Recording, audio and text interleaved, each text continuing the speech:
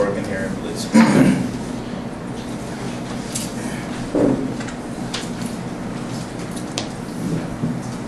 Okay, good morning.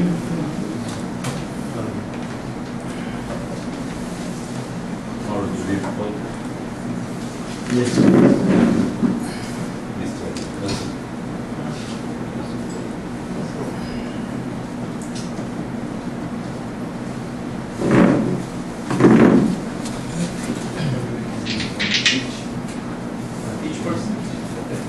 They haven't already. Their folders. The folders? Yes.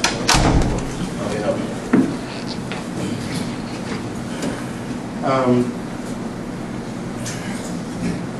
Good morning once again. I am responsible for the socialization of the results of the environmental diagnostic analysis of the Gulf of Honduras project. Actually, I'll be doing two presentations.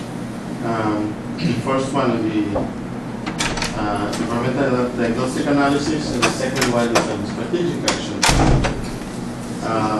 You will realize that the presentations is tailored for more than 10 minutes. I'm told that the time slot is 20 minutes, so I'll try to make it each of these presentations in 10 minutes time slots. The environmental diagnostic analysis really is a summary which contains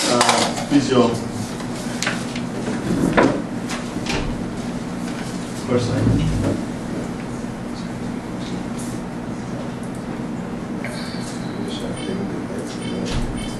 No. Right.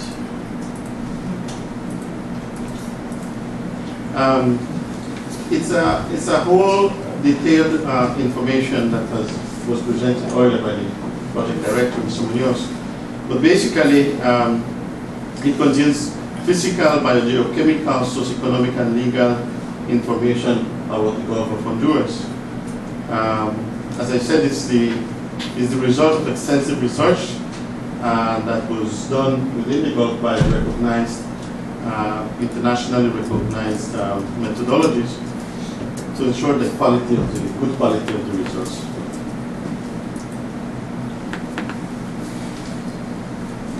This is just to show what it would contain. The EDA contains information on temperature, precipitation, the drainage basin, the length of the coastline, the ecosystem's diversity, as well as the environmental sensitivity, ocean and coastal currents within the Gulf.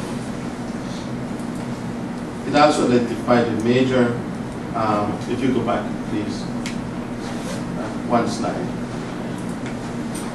Yes, identify the major problems in terms of water quality, pollution loss and modification of habitats and communities, and of course, unsustainable exploitation of marine and coastal areas. Emerging problems such as climate change and again, unsustainable development of coastal marine areas was also major areas in the analysis. Next, please. Next.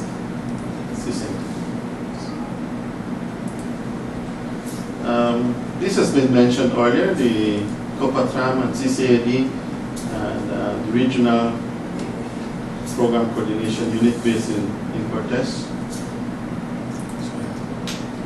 General characteristics of the area. The Gulf of Honduras, as shown by the red triangle here, extends from Belize City. Under this project, it was considered to cover from Belize City and covering this entire area of Honduras and the entire coastline, including Guatemala, the Sarstún River here. All of this area was considered the Gulf of Honduras. Next, please. It's a body of multinational marine and coastal waters. It includes the EEZ of the three countries. This is more clearly shown here. And as I said, it's from Belize City in the north to Punta Isopo in Honduras, and covering the entire area, Atlantic coastal area of Guatemala. Next. In terms of temperatures along the coast, the analysis found that it's around 28 degrees Celsius. There are two cycles of precipitation. The first dominant cycle is responsible for 86.7% of rainfall, followed by the second cycle.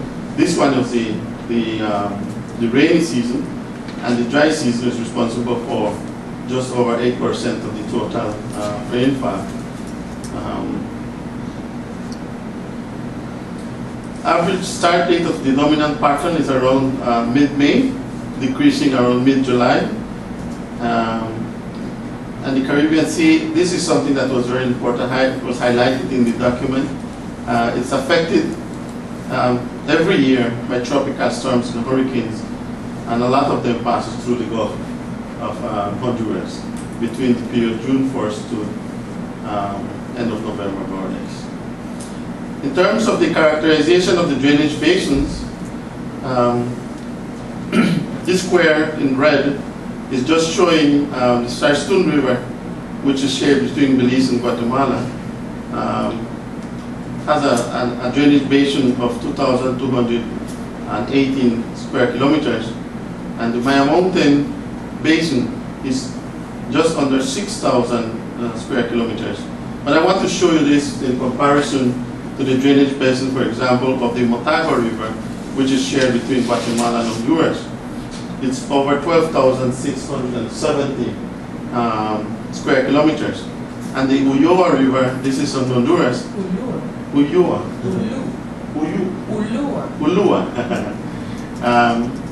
It's over 21,000 square kilometers. So it means that these large river basins bring a lot of contaminants into the Gulf of Honduras. If you compare these in Honduras and Guatemala, they're very much bigger, much larger than the Belize river basins, both of the Maya Mountains and of the Sarstún River. And you will see later on the importance of these large river basins in terms of both liquid and solid waste contaminants into the Gulf. Next, please. Average liquid discharges, as you can see, the Belize, the largest one, we have the Sarstún River, shared between Belize and Guatemala, has over 160 cubic meters per second. If you compare that, for example, to the Ulloa River this is in Honduras, and the Motagua, shared between Guatemala and Honduras, 530 and 690, which means that these rivers bring a huge amount of water, liquid, being discharged into the Gulf, and with that, you have a lot of contaminants coming in, plastics, all types of materials, wood, bottles, and different types of materials. Next, please. We know the three major subsystems in marine subsystems. We have the coastal area, the reef system with our keys, and then we also have the near-shore atolls. In the report, our coastal subsystem has a length of 280 kilometers with a total area of 7,611 square kilometers. Next, please. This is information that was taken from the Healthy Reefs report, but this has changed quite a bit in the recent 2 years, as I am assuming that this was taken at least 3 to 4 years. At that time, when the information was taken, Belize's reefs once considered among the most productive and prosperous reefs in the Caribbean. Again, we strongly believe that that is true up to today. From about 140 sites surveyed, the integral health reef index corresponding to critical for 5% of these sites, bad for 53%, regular for 39%, and good for only 3% of the sites. What does this mean? If we look at the last one, which says good, 3%, this is very important because it shows that the condition of our reef systems is not so good. It's not in a condition where we would want it to be.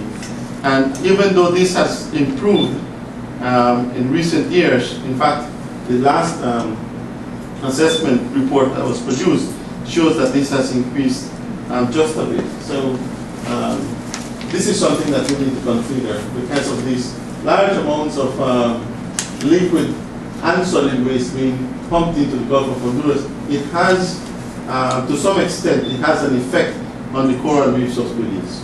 But of course, it's not just contaminants that affect coral reefs. We also have global warming, climate change, these hurricanes affecting human interference with the ecosystem, for example, fishing operations, tourism activities. All of these is a combination of factors that will have an effect on the Belize's reef system.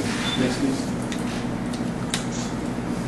In terms of mangroves, it is very clear that our mangrove system has a major environmental role in the protection of our coastline, particularly when we have tropical storms and hurricanes approaching our coastal areas. Belize still has large areas of mangroves and is associated to two main factors. Historically low-level development pressures associated with population density. And this is true because we really don't have a very high population density in Belize. The concentration of population is mainly around Belize City, and the coastal district towns are really not that developed. We have mangroves along our coast, along our rivers, and on the terrestrial lagoons, and in most of the keys we have mangrove systems. Next, please. In terms of the characterization of the ecosystems, the project report identified at least two of these Ramsar sites in Belize. The first one is the Cubetry Lagoon area.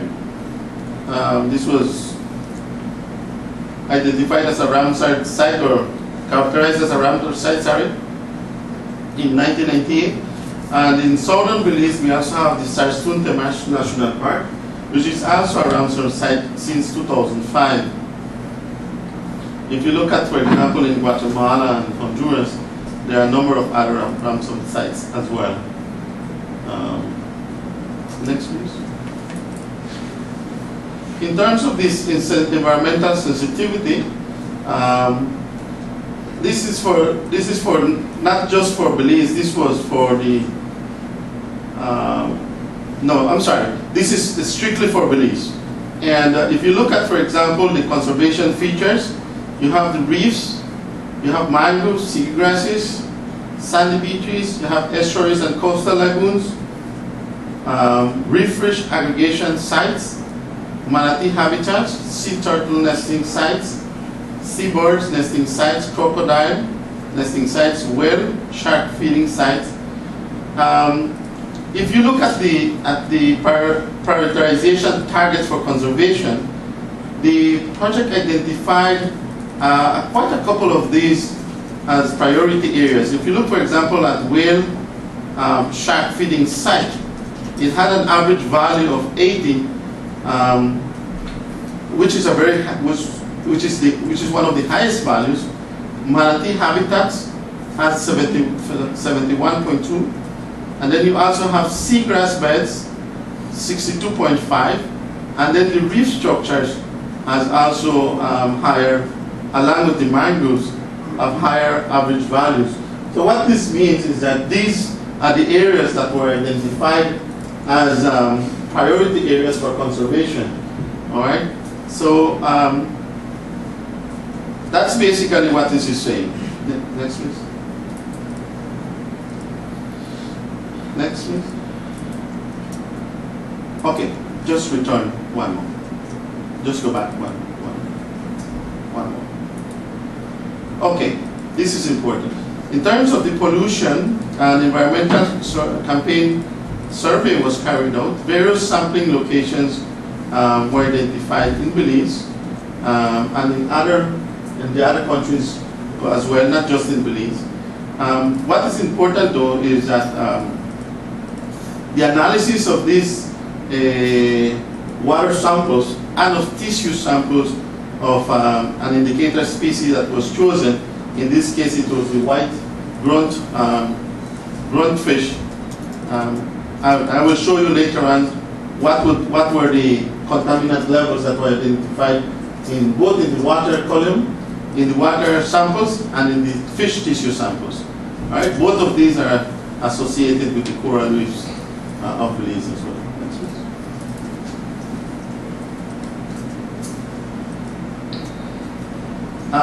It's important to mention this point here. In terms of a sampling point that was chosen, the port of Belize in Belize City was one of these, and it has one of the highest nutrient loads of all sampling points. Even though it's not identified in the slide here, it is important to mention that the port of Belize is very near to the sewage pond that is operated by Belize Water BWSL, and it's very likely that a lot of nutrients could be originating from that area, and that is the reason why you don't only have high nutrient load in the water column, but the project also identified higher bacterial load in this area, and it's basically for the same reason. Higher concentration of quantifiable sulfur and suspended solids as well. You look at the port, the industrial activity going on in that area, it's very high. So that is the reason why you would find, for example, higher suspended solids in the water column, along with the Belize River that dumps a huge amount of water, discharge a lot of water into the Gulf of Honduras, along with the sediments, of course. So definitely this is not surprising. Next, please.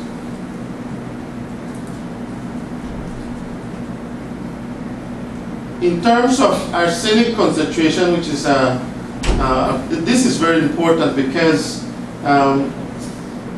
along with arsenic, there was the result also shows high concentrations of other heavy metals. I will show it in the graph. Can you continue? Oh no. Go back. I'm sorry, I don't have it in this slide, but basically, just go back a little. Basically, what it shows is that the levels of heavy metals that were found in the sampling points, especially those in the Belize City area, in the port of Belize area, and also surprisingly, the Sapodilla Keys was identified as an area which had very high concentration of heavy metals, like cadmium was identified as one of those principal ones. And we would have imagined that the Sapodilla Keys, which in our minds is a very pristine area, there's really no development there. There's no absolutely there's no development, it's just an offshore island. But the levels of contaminants were very high. And what we need to consider is that in these areas is where you have all of these discharges, high discharges of liquid and solid waste originating from the main rivers in Guatemala and Honduras, and even the Sarstún. And with the currents of that pass through this area, moving from south towards the Gulf of Mexico, it is very likely that these contaminants end up in the waters around the Sapodilla Keys and causing these high not nutrient levels, but it was specifically heavy metal levels.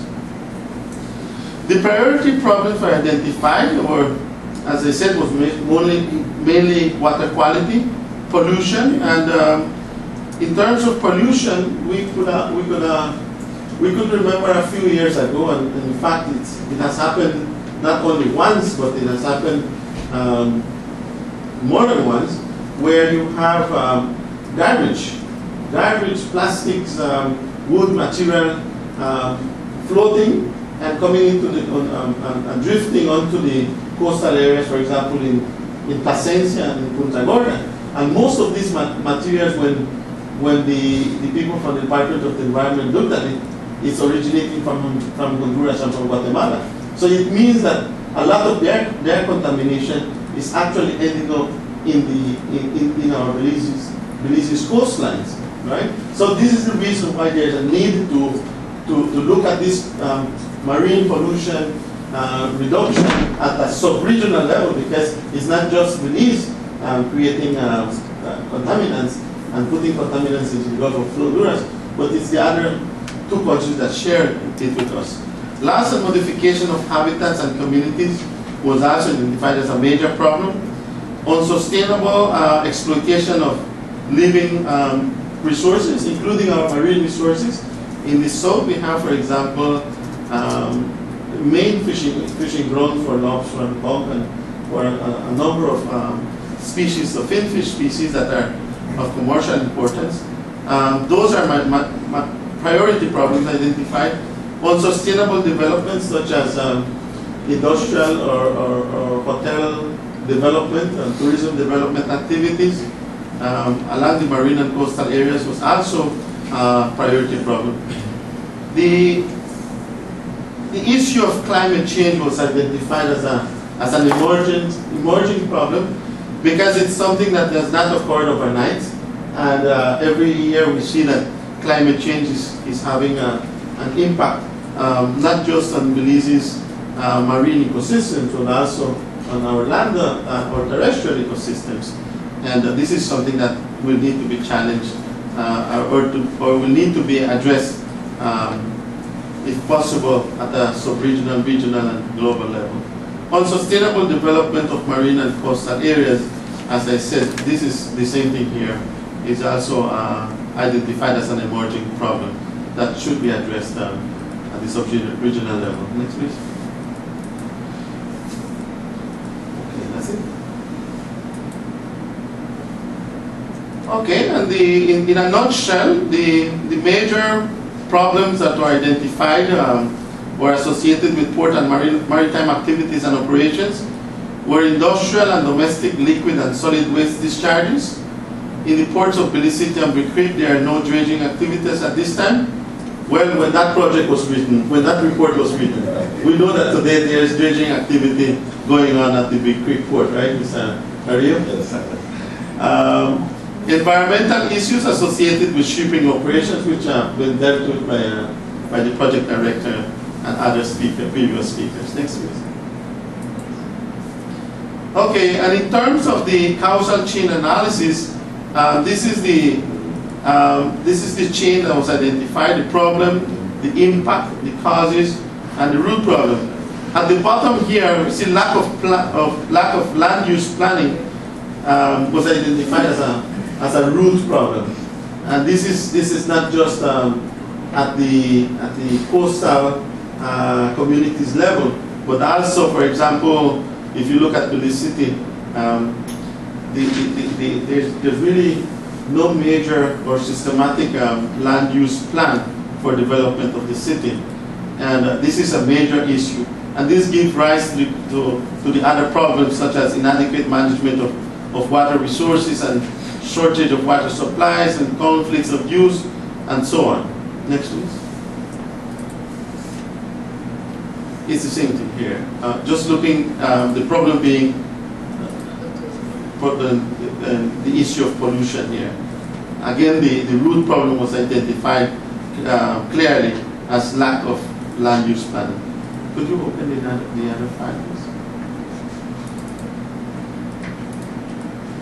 Okay, so that was the results of the. It's open already. No. No, it's the one you just. You close. You just open. It's open. It's open. You just The one you just clicked on. Yeah. No, I already closed it, so Oh, that's the name of the file. by something. Okay, it's GOH. Is the second one. GOH. That one. All right. Thank you. That's it. Okay, so the information from the environmental diagnostic analysis was the basis for the preparation of the strategic action plan. You can remember there were priority problems identified in that environmental diagnostic analysis. So this second presentation really is just kind of a summarized version of what are those strategic actions that are being recommended for the improved management of the resources within the Gulf to reduce the contamination within the Gulf from the maritime transportation as well. Next, please.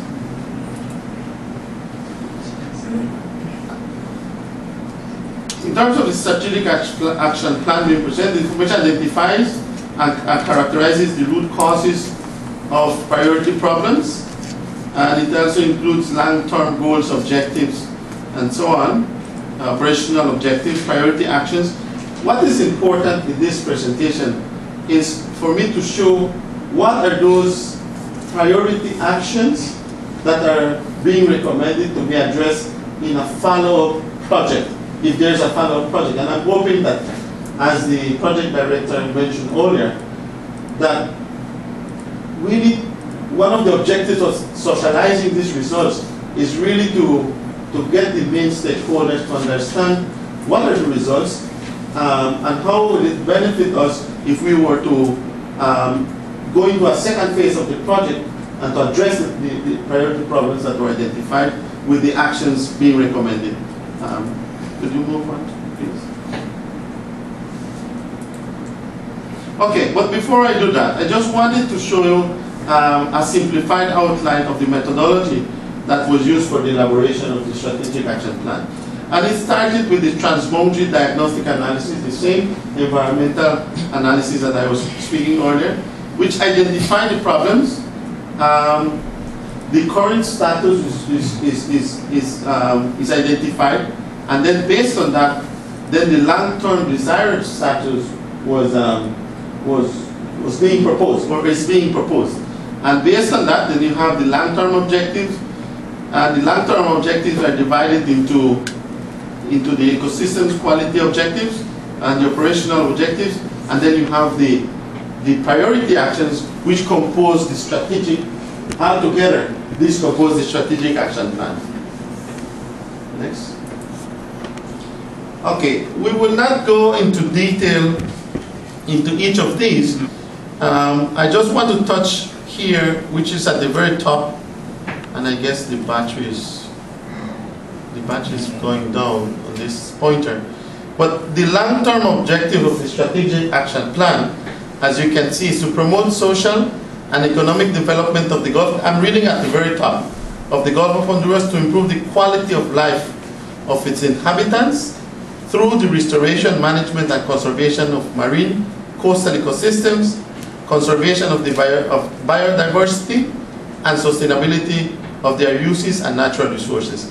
And then, right below this long-term objective, there are three ecosystem quality objectives.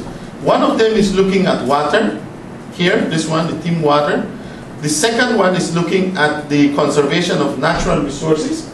And the third one is looking at the reduction of degradation of the natural resources.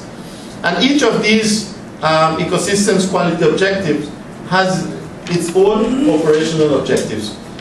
The project has prepared a document, a summarized version of the strategic action plan. And we have these both in printed form and in digital form.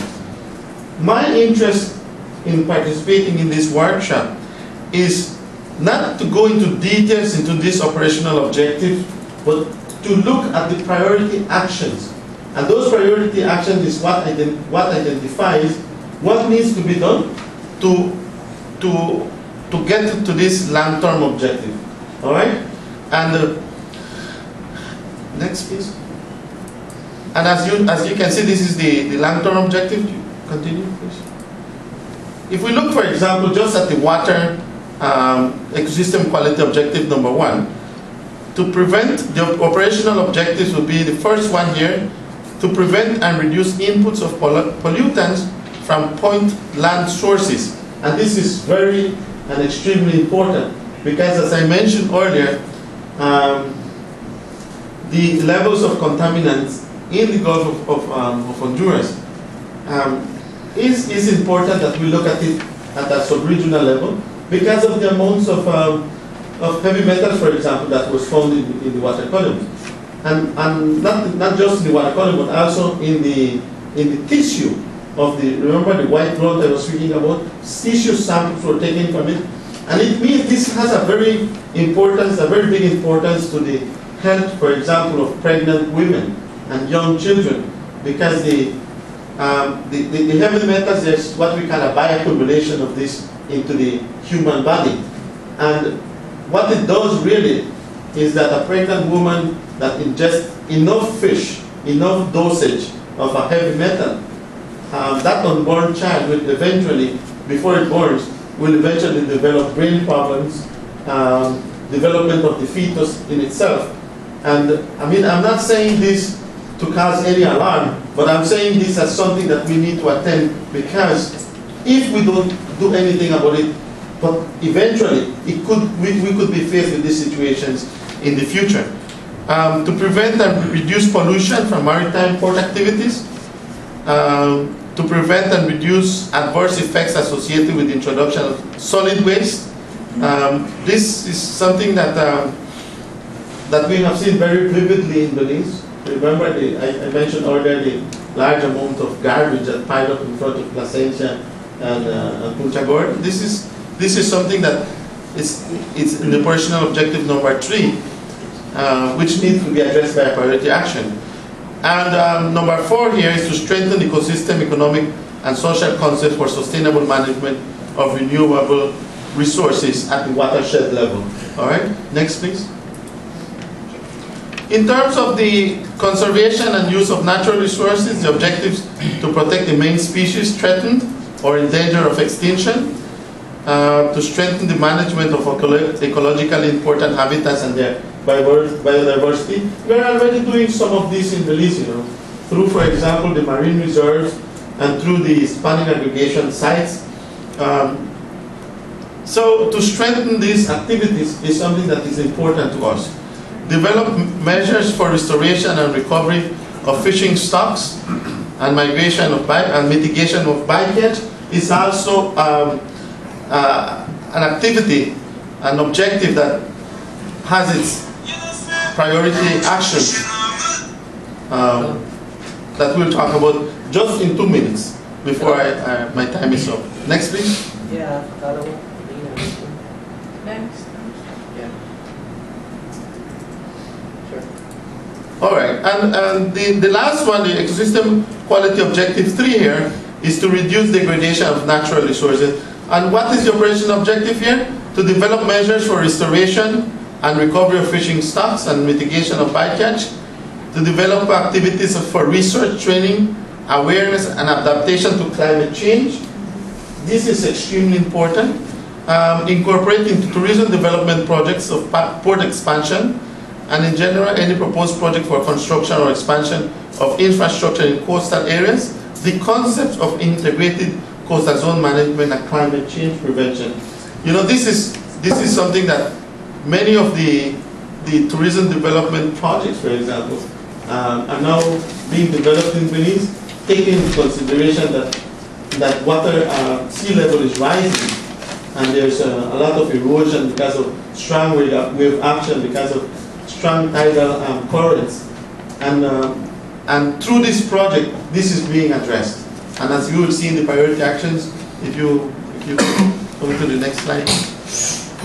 This is very hard to see, and I don't intend to go through this, but if you look at this column here, and this is the first one, I will not go through all 36 of them because it's a whole lot of them, and just looking at the priority action number 1, could you go into the next slide?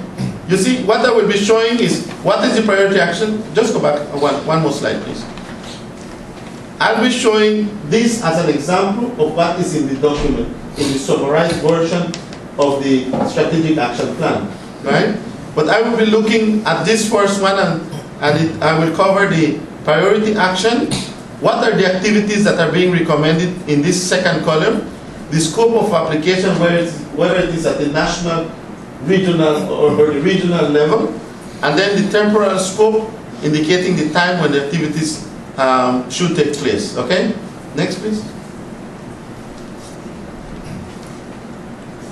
This first priority action is for the establishment and implementation of national quality standards for surface waters for the protection of natural ecosystems.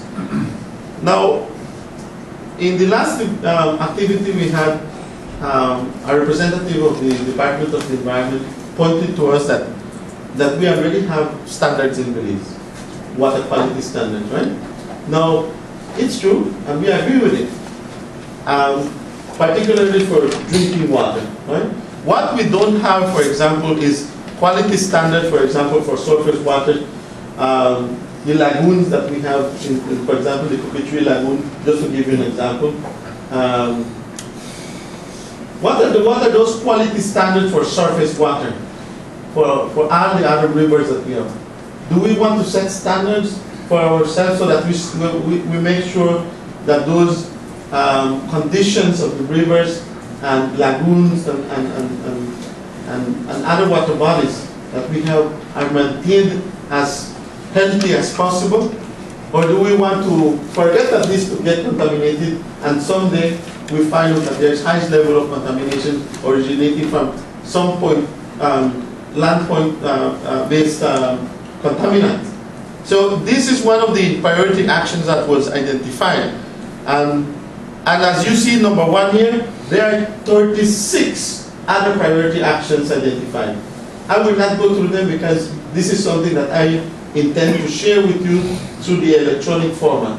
All right. So in your registration, I am hoping that you will have put in your email addresses, and we would be taking that information and sending you these priority actions. In fact, we could also send these presentations for the benefit of others in your offices that would be interested in information, right? So, next please. What are the activities that are being recommended for this first priority action? Creation of a technical working group or working groups, development of proposals of regulations including quality standards, implementation of mechanisms for social participation, formalization of technical proposal, and implementation of the same. You see this, for each priority action, there's a number of activities that are being proposed. All right, next please. And the scope of application, in this case it will be at the national level, and in others it will be at the regional level. All right. So the temporal scope has short, medium, and I believe this last one should be long term. But there's just medium. They're all medium term. They are medium term, right? Only the first one is this. All the activities correspond to each one of the right, right. So the first activity that we had in the previous slide, short term, and the others were all medium term, 3 to 5 years. Okay. All right, and I'm just wanting to show you, but I'm not going to go through each of them. So this is number 4, number 5, priority action number 6, and so on. Continue, please. Continue. Continue. All right. So just go back one more.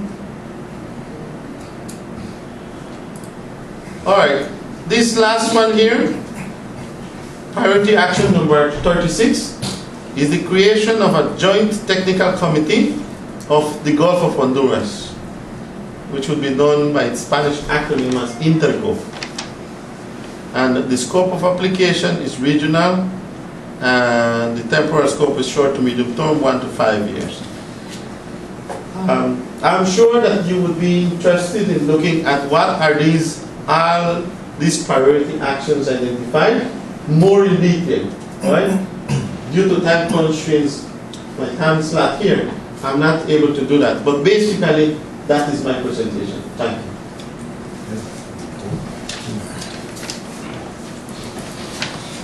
Thank you, Mr. Gongora. Next topic we have here, Dr. Carla Rivera. She's distribute You them want someone somehow. that it says CLR, please, could you open it? CLR. That one? Yeah.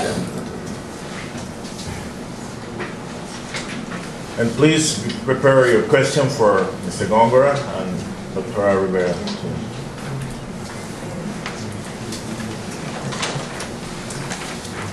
Could you please do space? I'll save myself.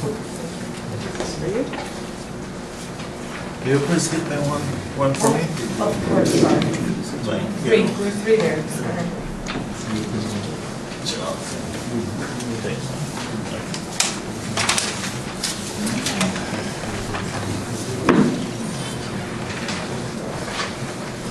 Okay, well, good morning, everybody.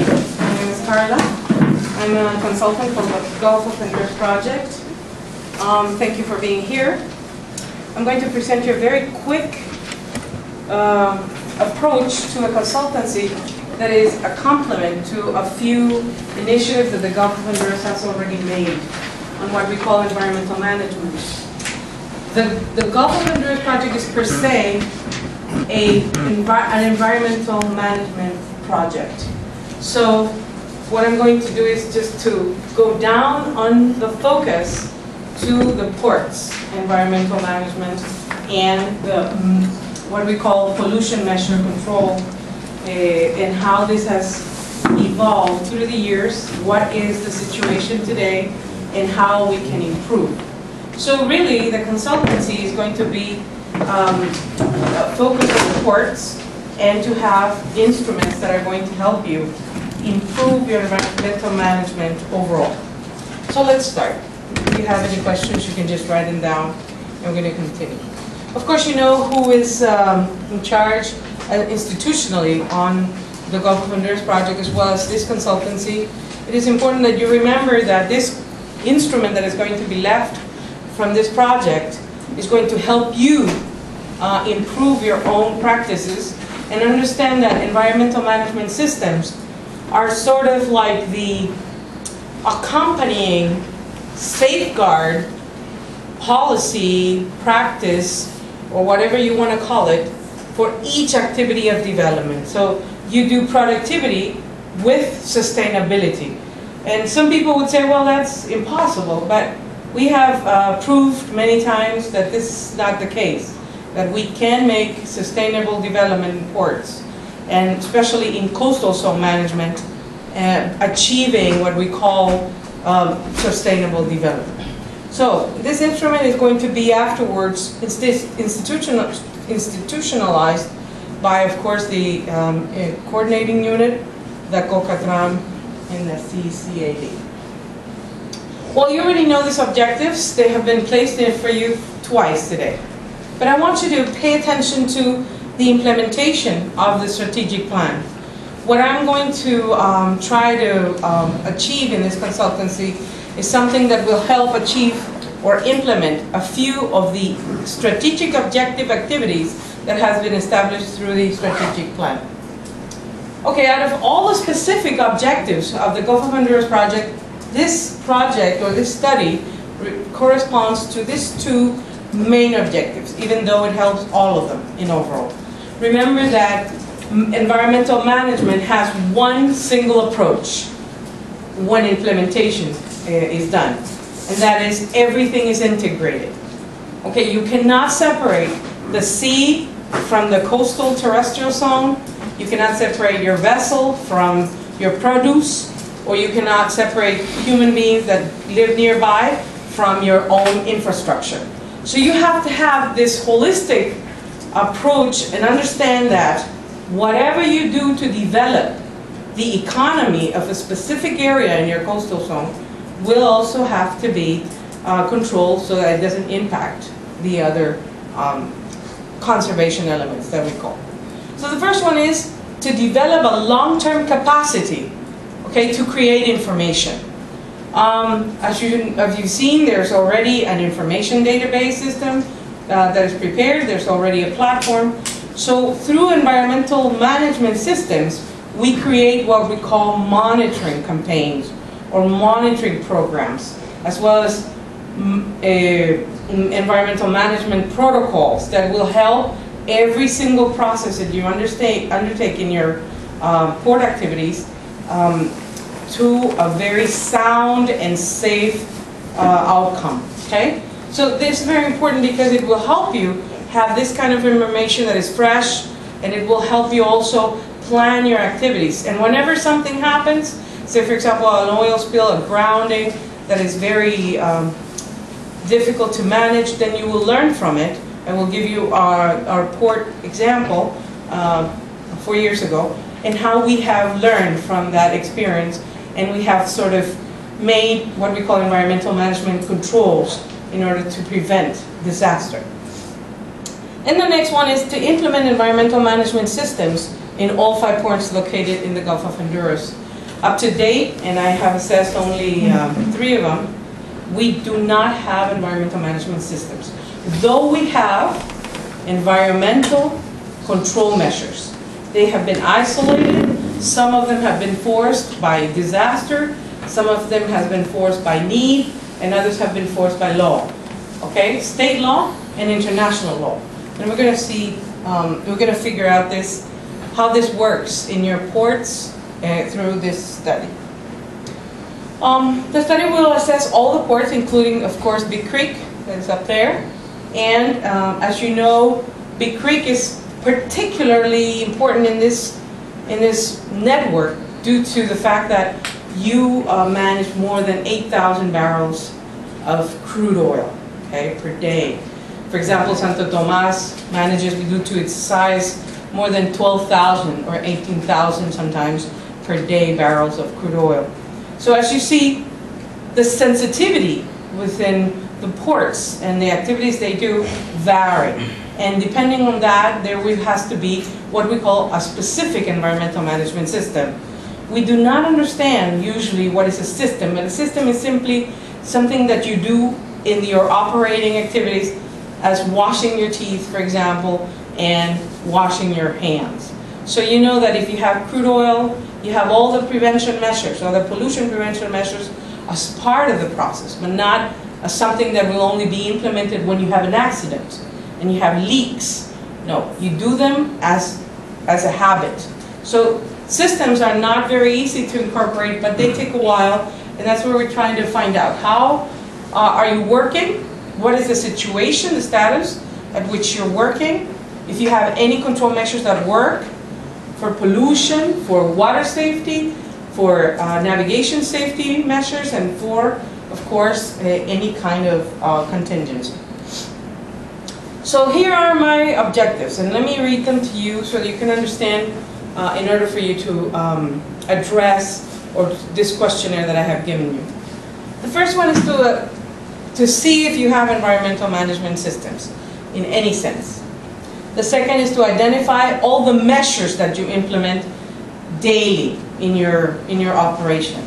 Okay? Let me give you an example. For example, in Port of Belize, we assess the fact that for maintenance of machinery, like for example, cranes or trucks, what they did, a very simple maintenance measure, that is an environmental control measure, is to change the parts of the main motors, of the main engines, every 6 months instead of every year.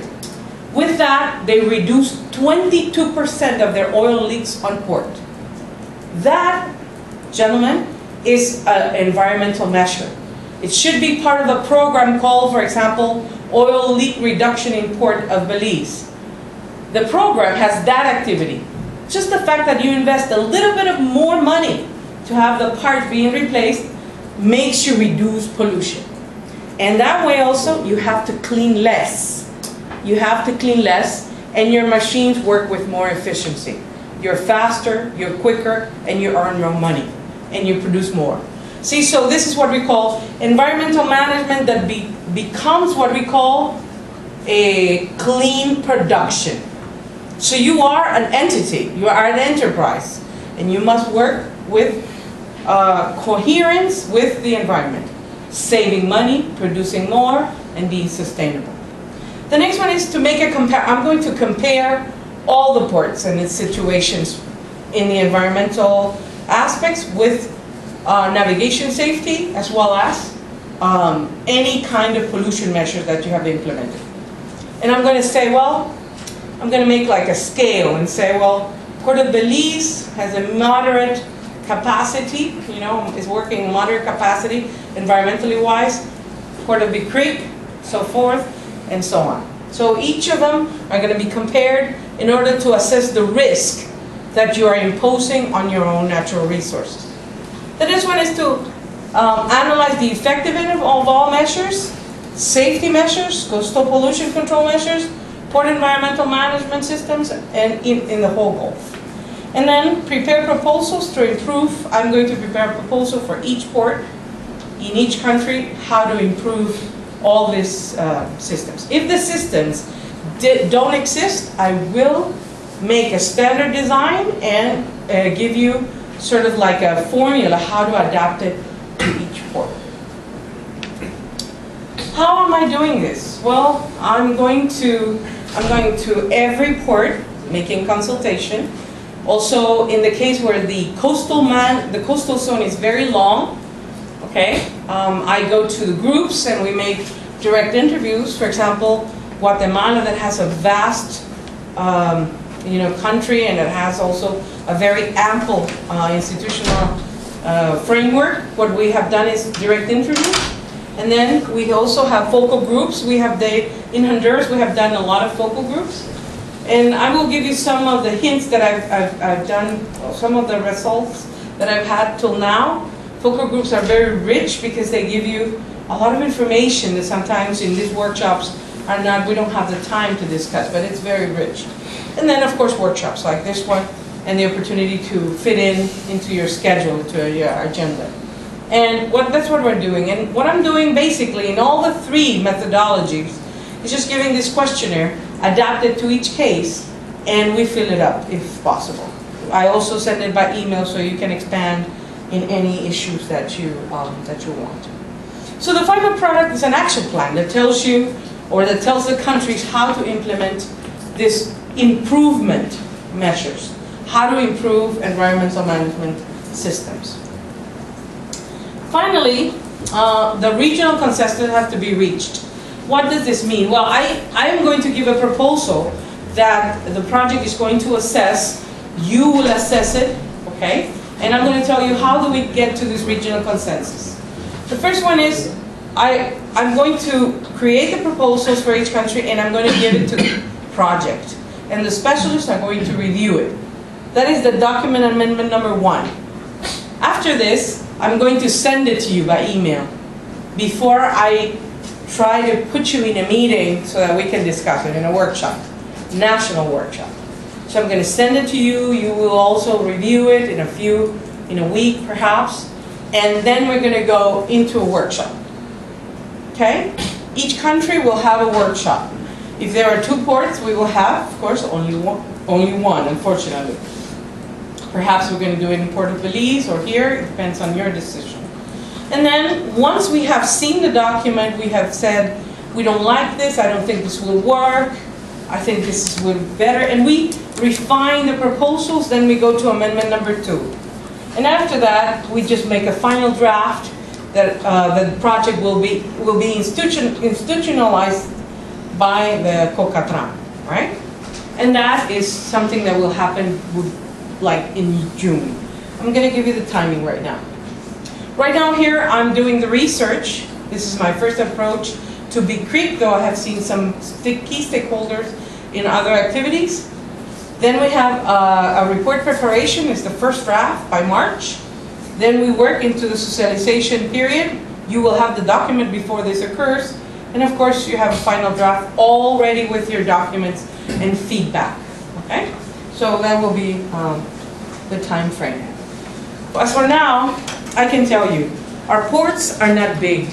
You are lucky because you have a great country, low population, and even though there has been certain disasters and certain uncertainties and there are high risks on your ports, you have a great opportunity to work and develop environmental management systems that will accompany your productivity, okay? So I would appreciate if you look at the questionnaire during the whole workshop, There's no need for it right now. And please fill up all the questions. I will also, after the workshop, send you by email all this questionnaire. So in case you have any more information or the expansion of each one of them, or any questions that you like in particular, please do so in the frame of 5 days, like within 5 days, okay? Because I have to deliver a report. So if you have any questions on the scope or something, you write them down for the question and comment section. Thank you very much.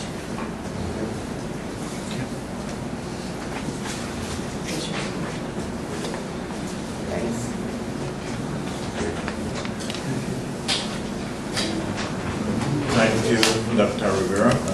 So are you clear with the homework you have? The questionnaire? Mr. Lopezo, are you ready with your presentation? Okay. Which one? Sí, claro.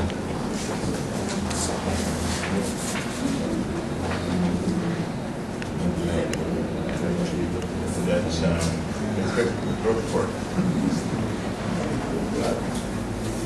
This one. Oops. Yeah. This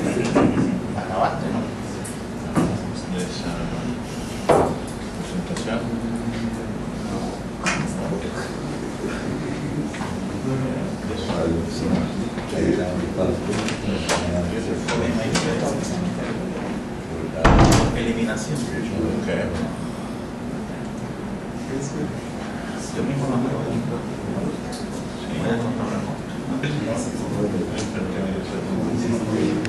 Okay, good morning again. One by one. Good morning. I got like 400 presentation slides, so I'm gonna try to get it in. How much time I have? 20 minutes? No, I'm just kidding. I talk a lot in Spanish, but in English I don't get to talk too much. We have that, not a language barrier, but a language challenge. Yeah. We don't have barriers, we have challenges to meet. Okay? So, and today is Friday. That's right. How do you say thanks God? Thank God it's It's Friday. Right. Okay, we're going to try to show you what the Cocatran it is, what it's all about, and what we are trying to do in the region, which is not an easy task. You know, we have to deal with who? With governments. So I used to be a government functionary in Panama. I came from the private sector, and it was like a shock to me, you know, because in the government you leave everything for tomorrow or for the next week. In the private sector you want everything for yesterday, but the government is all a different, many bureaucratic processes. In order to buy a pen, you need to fill out a form which costs more than the pen you're going to buy, you know. So I got used to it. Then I have to learn how to work with that system, and I was very successful, you know. I just have to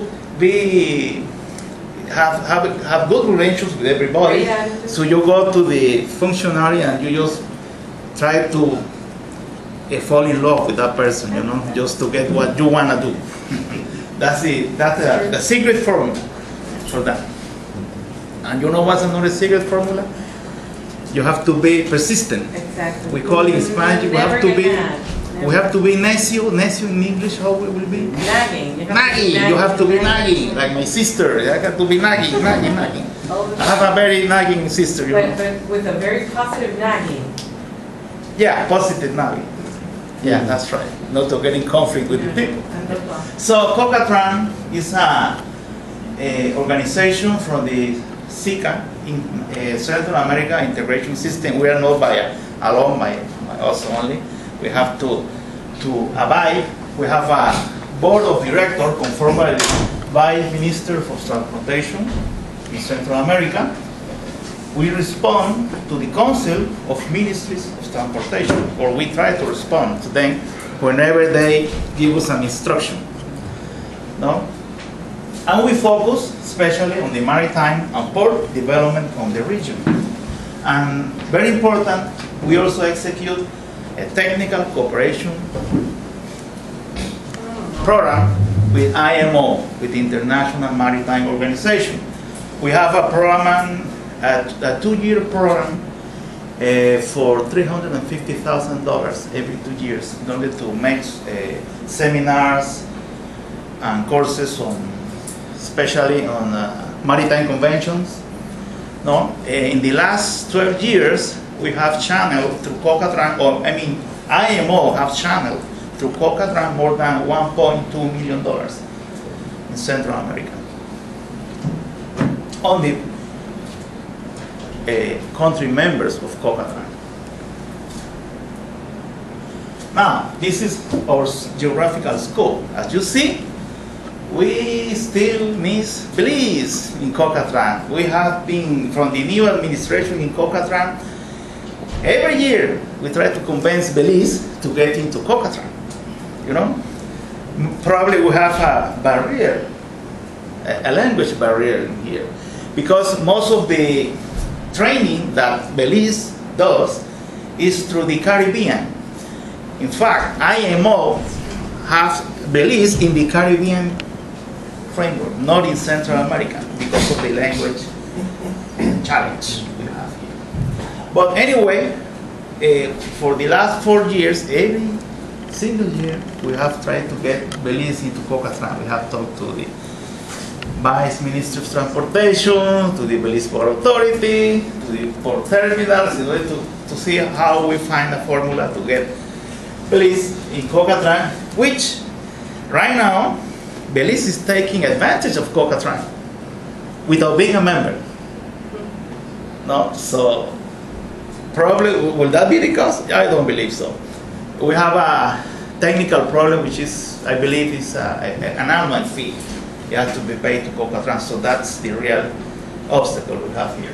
So we have the headquarters in Nicaragua. Don't ask me why it's Nicaragua. I don't know why, but it has been there for since 1980. Can I have a glass of water, please? With no ice, please. Okay, we have gone through a process of strategic planning since 2007. And this is what we came out. We got a vision, we got a dream, you know? Thank you. I have a very large breakfast today.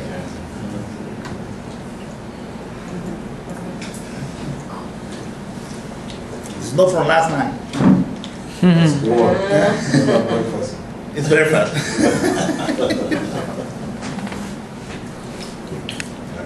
It's not hangover, no. It's just breakfast. Okay, we got a vision, we got a dream.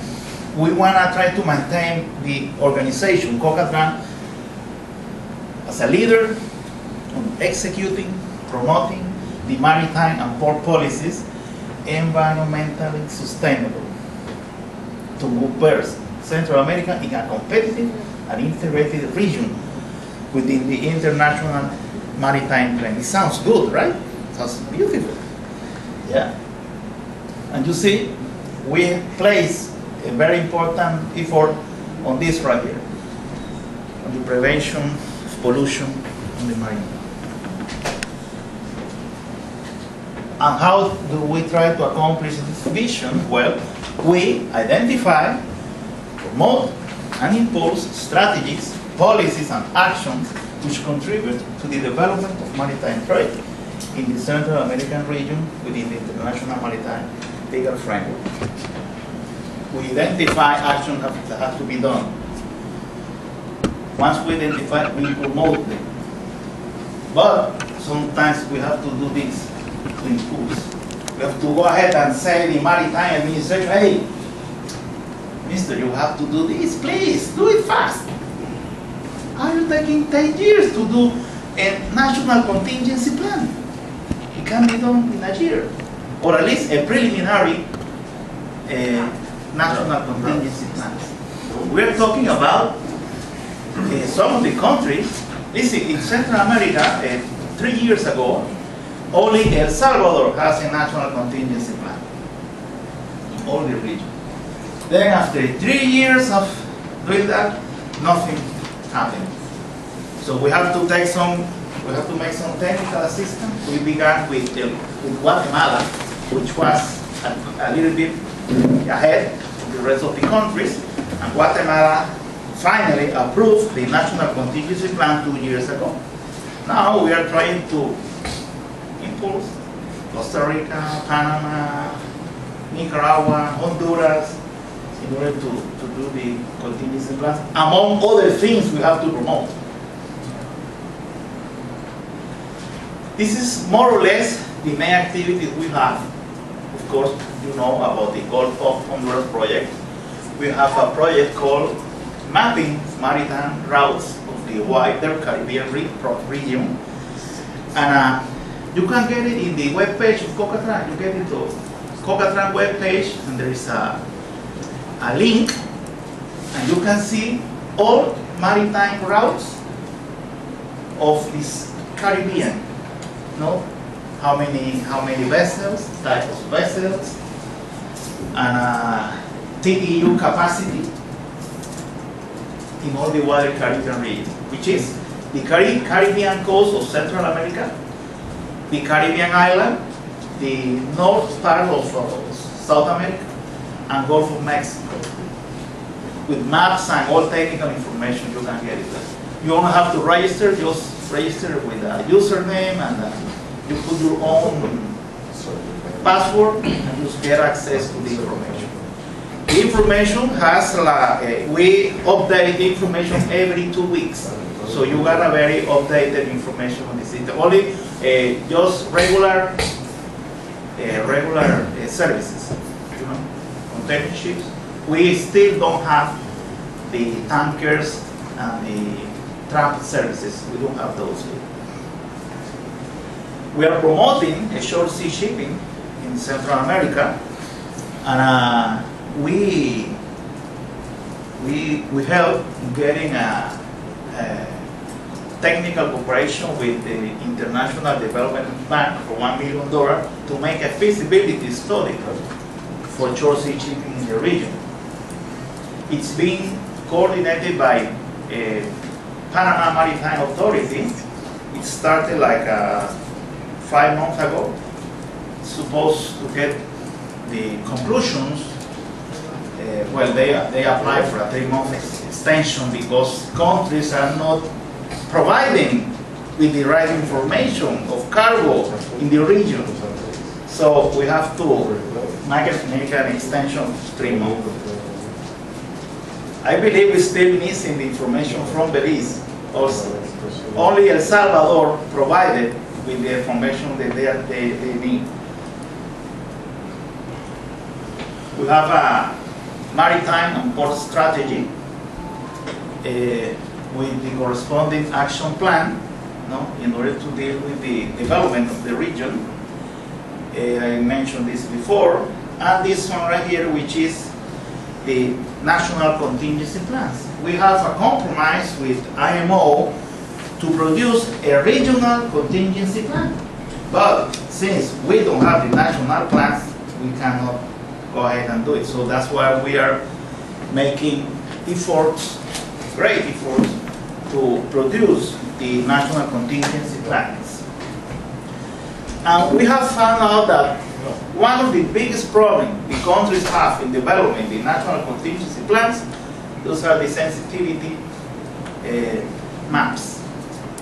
That's the main problem. So right now, just 2 weeks ago, we began making the terms of reference in order to have a project. I don't know yet where we're going to get the money, but we're going to get it someplace around the world in order to produce the sensitivity map of the region. Because in a national contingency plan, in order to have an efficient response and a quick response, you need to have the information on hand. You need to have the sensitivity mapping in order to get a quick response. So we may have a very well elaborated contingency plan. But if we don't have this, we're going to have very effective responding to the spill. We have several forums like the Maritime Authorities meeting. That's where we talk about the national strategy, the action plans to implement that strategy. We also have REPICA, which is a port forum. It's the only forum on the region that gathers all ports and all terminals of Central America.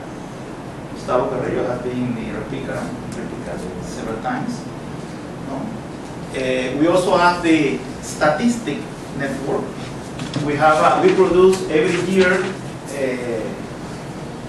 a report, an annual report every year.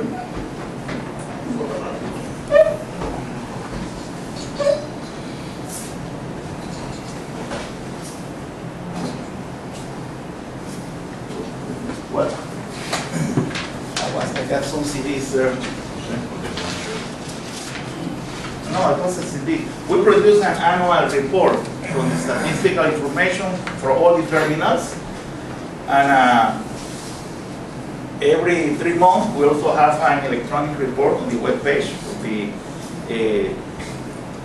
container throughput on the ports, ship vessels, traffic, and passengers too, cruise passengers. Is the annual statistic report also online, on the online system? Well, we have a PDF report, but right now we are developing an online statistics system. It was supposed to be online So it's not. last year, but the developer of the tool, they were making 2 projects with us. This one here and the Caribbean project. So they put emphasis on the Caribbean project, which is online right now, and they are a little bit behind, not a little, like 8 months behind on this system right here. But hopefully for the next 3 months, I believe we're going to have that tool on the web page, and you're going to be able to get the information you need, you want for a specific port, for a specific littoral, or for a specific country, whatever you want. So that's why I invite again the terminal operators in Belize to get into this statistic network. We get a meeting, we meet once a year, all the statistic representative of each port, and we make decisions, we make seminars, and we talk about common problems.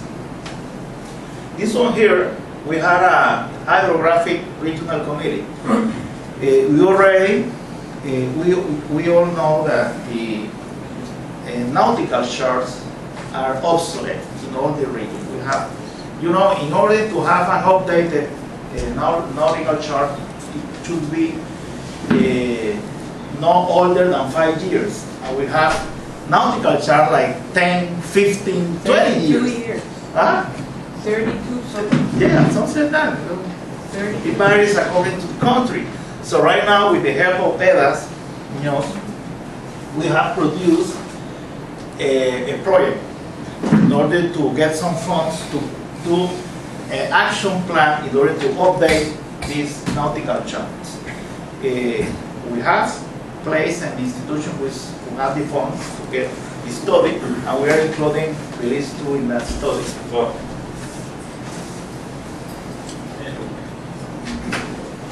Now, let me talk a little bit about the Central American strategy.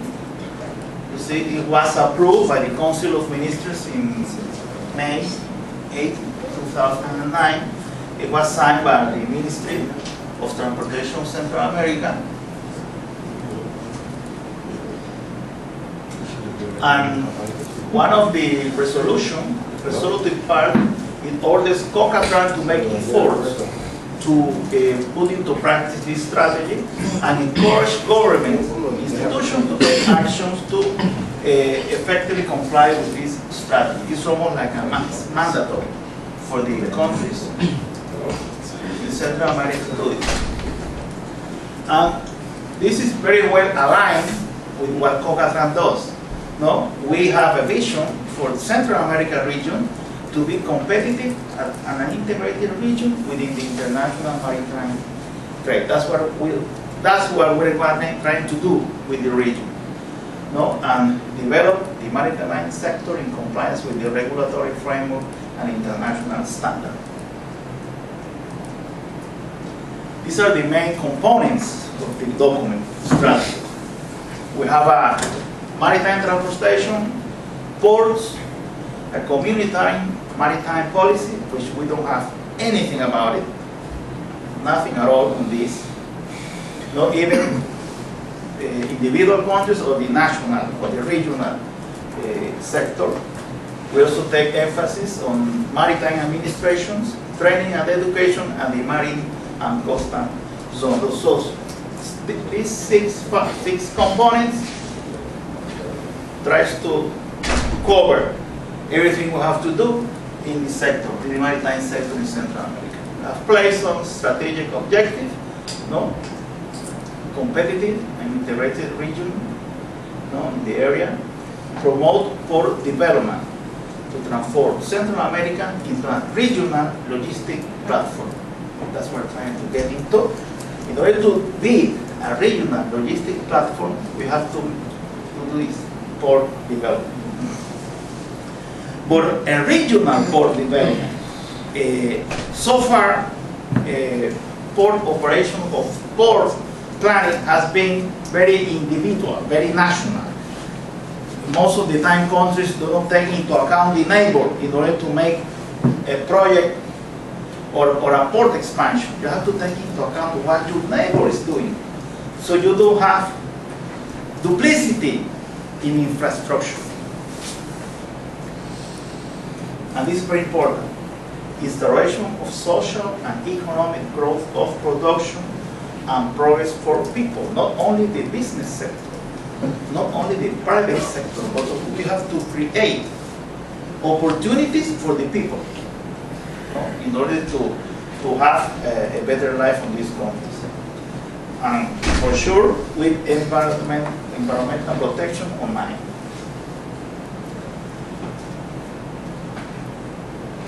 In the maritime transportation, we need to modernize the transportation legal framework, promote the development of maritime services, and reinforce maritime security, reducing the risks for safety of life and sea. Now, as a very specific objective, we have to, this is in Spanish. We have to modernize the legal framework, which is obsolete. We have some countries that have very old codes of commerce. They still talk about sailing, no, ship by sail. So we have some countries we have modernized those codes. We have to place emphasis on the false facilitation of cargo that uses the maritime transportation, and guarantee the security of navigation.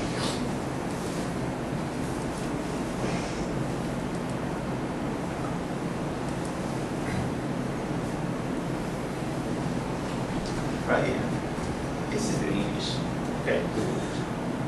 I forgot to raise the Spanish one. All right. Create a short sea shipping. Well, I already talked about the feasibility study. Okay, talked about already.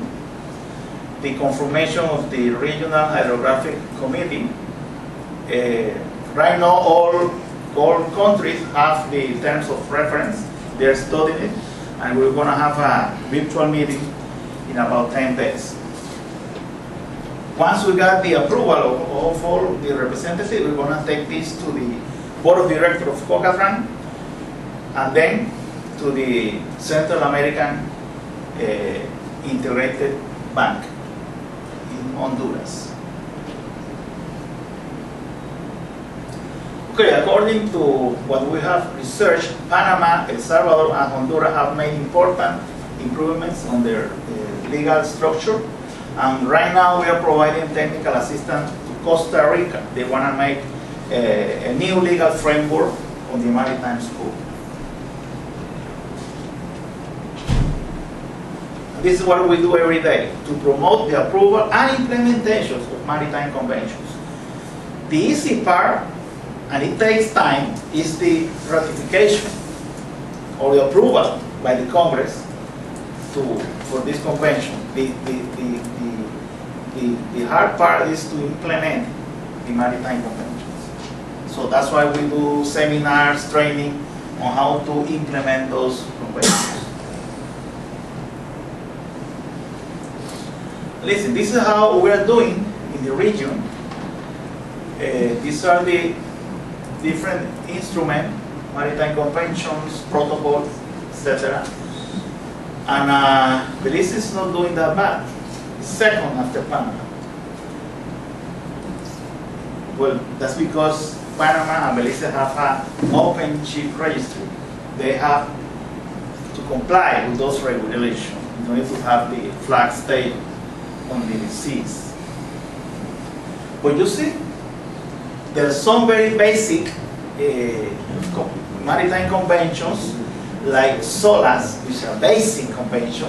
It has not been approved by El Salvador at all, not any of the protocols and the vast basic convention.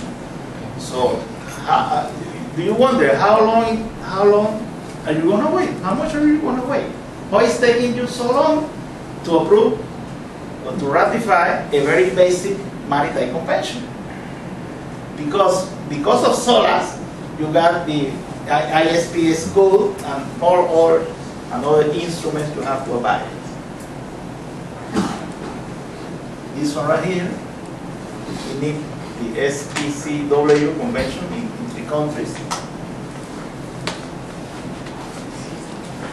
We have the SPSW Convention 95, which is a recollection of all the SPCW protocols. The SAR Convention, none of the countries has approved SAR Convention. It's safe and rescue operations. Recently we have a workshop, like 3 weeks ago, Belize was at that workshop in Panama, 3 weeks ago. IMO is very strong in making the Central America region to ratify and implement safe and rescue centers in Central America.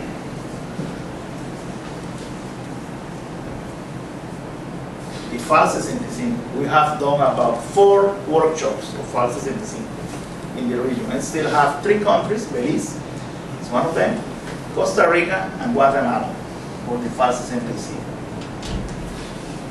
But we're doing well in Belize with MARPOL. Belize even has approved the last protocol, Annex 6, which deals with air pollution. So we're doing fine here in Belize, and Panama too, which has approved all the instruments. But look at here, London Convention, that prevents discharging garbage at sea. There is an activity from IMO in May for this, for Central America, because we have done anything in that matter. CLC, Belize is doing this. We're going to talk about CLC later in the afternoon. We are doing BAT in FON, which is a very convenient maritime convention, and the OPRC, we're doing BAT in that. OPRC deals with what? Cooperation, international cooperation, preparation and response to what? To oil spills at sea. So look at this. Only El Salvador has approved this maritime convention. And we have, IMO has provided about 2 seminars on OPRC in the last 10 years. Bunker Convention, Belize has approved, only Belize and Panama. That's for For crude oil. That's for Crude oil. oil as not from the tanker, but from the From the combustible. petroleum power. Fuel. That's for fuel. That's only for fuel, like for a container ship. Right here.